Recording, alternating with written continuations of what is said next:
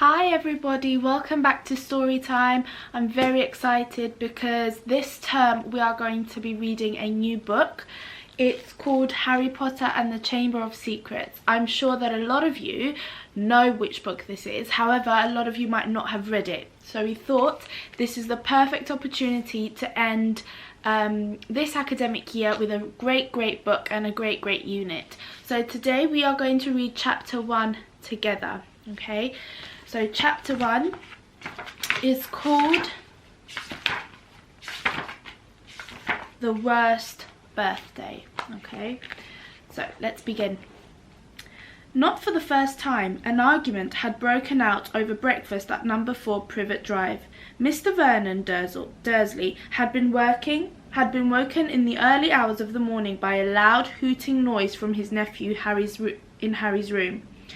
"Third time this week," he roared across the table. "If you can't control that owl, it'll have to go." Harry tried yet again to explain. "She's bored," he said. "She's used to flying around outside. If I could just let her out at night." "Do I look stupid?" snarled Uncle Vernon, a bit of fried egg dangling from his bushy moustache. "I know what'll happen if that owl lets out." He exchanged dark looks with his wife Petunia. Harry tried to argue back, but his words were drowned by a long, loud belch from the Dursley son, Dudley. "I want more bacon! There's more in the frying pan, sweetums," said Aunt Petunia, turning misty eyes on her massive son. "We must feed you up while you've got the chance. I don't like the sound of that school food." "Nonsense, Petunia! I never went hungry when I was at Smeltings," said Uncle Vernon, heartily. "Dudley gets enough, don't you, son?"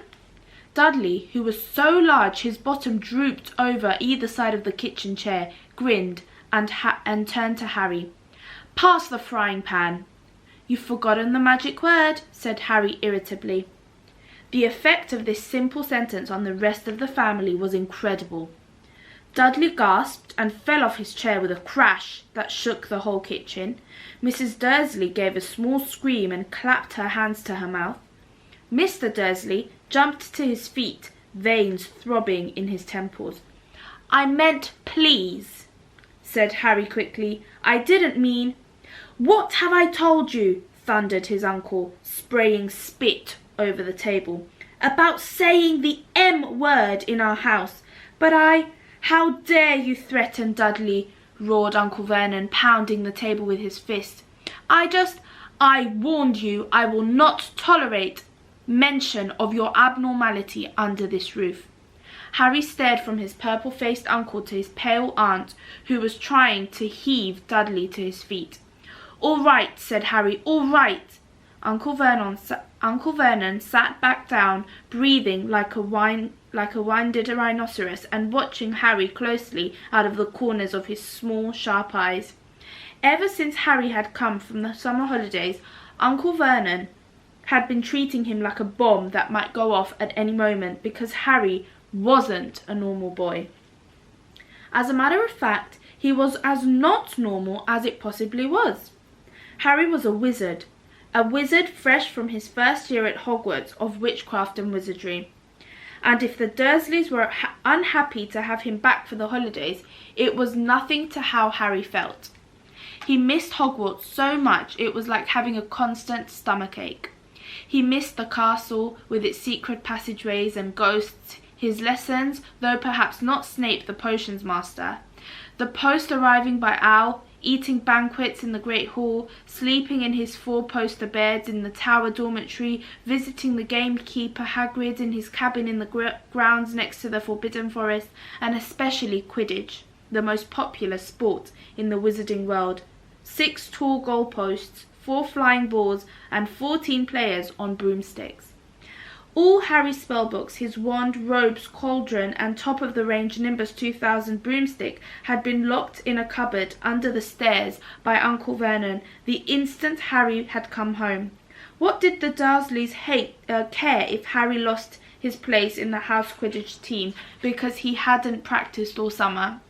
What was it to the Dursleys if Harry went back to school without any of his homework done? The Dursleys were the wizards called what the wizards called muggles, not a drop of magic blood in their veins, and as far as they were concerned, having a wizard in the family was a matter of deepest shame. Uncle Vernon had even padlocked Harry's owl, Hedwig, inside her cage to stop her carrying messages to anyone in the wizarding world. Harry looked nothing like the rest of the family. Uncle Vernon was large and neckless, with an enormous black moustache. Aunt Petunia was horse-faced and bony. Dudley was blonde, pink, and porky. Harry, on the other hand, was small and skinny, with brilliant green eyes and jet-black hair that was always untidy. He wore round glasses, and on his forehead was a thin, lightning-shaped scar.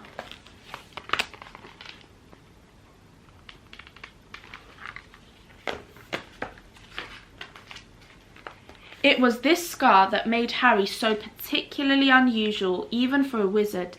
This scar was the only hint of Harry's very mysterious past, the reason he had been left on the Dursleys' doorstep 11 years before. At the age of 1, Harry had somehow survived a curse from the greatest dark sorcerer of all time, Lord Voldemort, whose name most witches and wizards still feared to speak. Harry's parents had died in Voldemort's attack, but Harry had escaped with his lightning scar, and somehow, nobody understood why, Voldemort's powers had been destroyed the instant he had failed to kill Harry. So Harry had been brought up by his dead mother's sister and her husband. He had spent 10 years with the Dursleys, never understanding why he kept making odd things happen without meaning to, believing Dursley's story that he had got his car in the car crash which had killed his parents. And then, exactly a year ago, Hogwarts had written to Harry, and the whole story had come out. Harry had taken up his place at a wizard school where he and his scar were famous, but now the school year was over, and he was back with the Dursleys for the summer, back to being treated like a dog that had rolled in something smelly. The Dursleys hadn't even remembered that today happened to be Harry's 12th birthday. Of course his hopes hadn't been high. They'd never given him a proper present, let alone a cake, but to ignore it completely. At that moment, Uncle Vernon cleared his throat importantly and said, "Now, as we all know, today's a very important day." Harry looked up, hardly daring to believe it. "This could well be the day I make the biggest deal of my career," said Uncle Vernon. Harry went back to his toast. Of course, he thought bitterly, Uncle Vernon was talking about the stupid dinner party. He'd been talking of nothing else for a fortnight. Some rich builder and his wife were coming to dinner, and Uncle Vernon was hoping to get a huge order from him. Uncle Vernon's company makes drills. "I think we should run through the schedule one more time," said Uncle Vernon. "We should all be in position at 8 o'clock, Petunia." "You will be in the lounge," said Aunt Petunia promptly, waiting to welcome them graciously into our home. Good. And Dudley? "I'll be waiting to open the door." Dudley put on a foul, simpering smile. "May I take your coats, Mr. and Mrs. Mason?" "They'll love him," cried Aunt Petunia rapturously. "Excellent, Dudley," said Uncle Vernon. Then he rounded on Harry. "And you?" "I'll be in my bedroom, making no noise and pretending I'm not there," said Harry tonelessly. "Exactly," said Uncle Vernon nastily. "I will lead them into the lounge, introduce you, Petunia, and pour them drinks. At 8:15, I'll announce dinner," said Aunt Petunia, "and Dudley, you'll say, 'May I take you through to the dining room, Mrs. Mason?' and said Dudley, offering his fat arm to an invisible woman. "My perfect little gentleman," sniffed Aunt Petunia. "And you?" said Uncle Vernon viciously to Harry. "I'll be in my room, making no noise and pretending I'm not there," said Harry dully. "Precisely. Now we should aim to get in a few good compliments at dinner. Petunia, any ideas?" "Vernon tells me you're a wonderful golfer, Mr. Mason." "Do tell me where you bought your dress, Mrs. Mason." "Perfect. Dudley? How about we had to write an essay about our hero at school, Mr. Mason, and I wrote about you. This was too much for both Aunt Petunia and Harry. Aunt Petunia burst into tears and hugged her son, while Harry ducked under the table so they wouldn't see him laughing. And you, boy? Harry fought to keep his face straight as he emerged. I'll be in my room, making no noise, and pretending I'm not there, he said.